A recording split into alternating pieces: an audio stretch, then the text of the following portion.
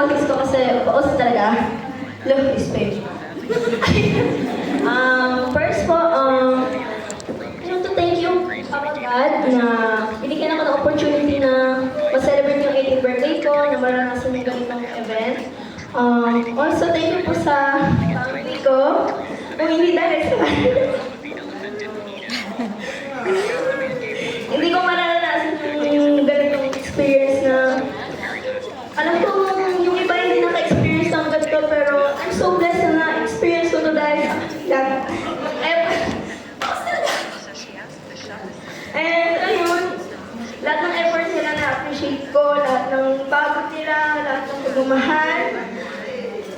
Appreciated lahat yung bagay na yun.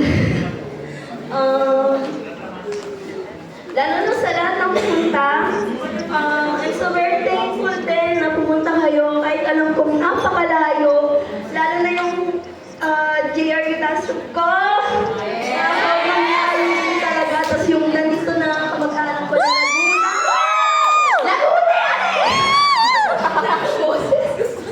Then yung mga elementary ano ko na friends, nandiyan yung high school friends ko din, nandiyan, kompleto, lahat. And then yung COF ko na syempre very kahit toxic sabi niya, pero naging maganda rin naman at nabubuo palagi. Mahal na mahal ko pa rin kayo, syempre. And thank you kasi dumating kayo. And lalo na yung isa dyan na late. Special mention na for Axel.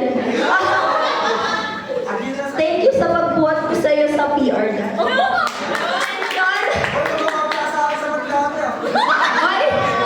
Kahit balik ka rin ang mundo, ikaw pa rin ang magpapasa. And yun po, thank you po sa lahat na pumunta. Hindi ko man po kayo ma-mention lahat.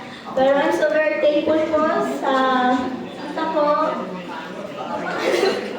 Kasi si tita yung mama nung kababata ko po. And then yung mga tita ko po yan, yung sa side ni mama, papa. Then yung mga ninang-ninong ko, tito ko.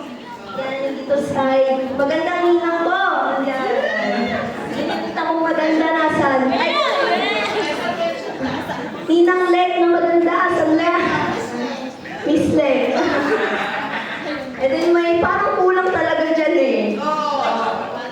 Doon na siya, bawal siya sa bahay. And yun, sa mga tita ko na tiga...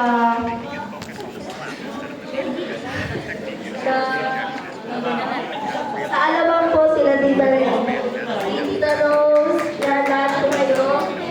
Si Kuya, ayan. And si nanay po, yung lola po.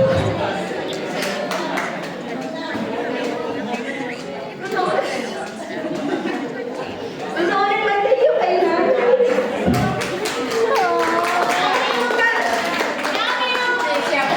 Kasi simula ba talaga, nilagalo ko pag lola ko. Ako po yung buto niya inalagaan.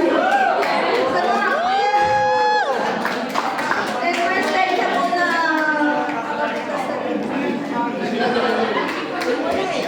haba ng message ko. Okay lang yan! Yung mga pinsan ko, yung Steph, Hera, Chad, basta sa baby. Guys, thank you po sa effort. Punta. Alam ko po may pasok po kasi yung iba, pero still pumunta pa rin po kayo. And appreciated talaga ang lahat ng efforts nyo yan. And hope makawin po kayo ng likas mamaya.